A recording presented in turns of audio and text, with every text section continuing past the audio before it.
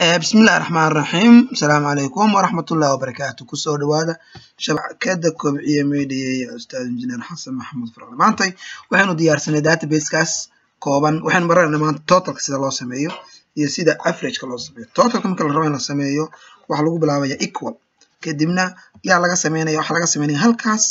oo ah si okay equal marka dhacdo sum ayaan isticmaalnaa functionka sum oo isticmaalnaa shift bracket ayaan isla qabanaa shift name bas la qabanaa bracket baa noo furmaya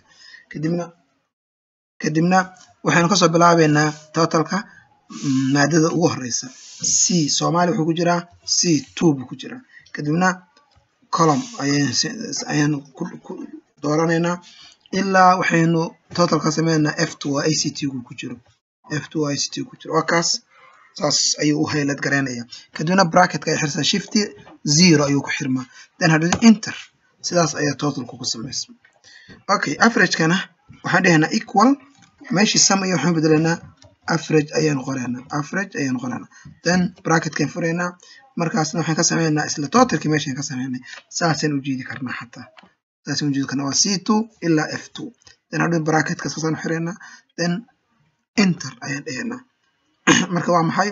totalki waa 400 average kana waa 100 marka mar walba ku celcelinayna saasaan u jeedinaa falaartu markay nooca noqoto ayaan right bidixda la qabanaya oo jeedaya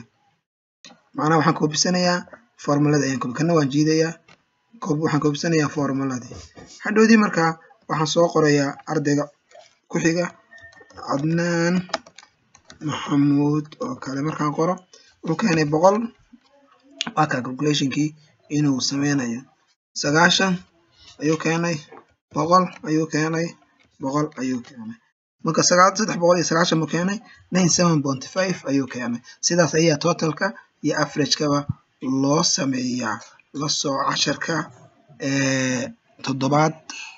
insha Allah. Assalamu alaykum wa rahmatullahi wa barakatuh.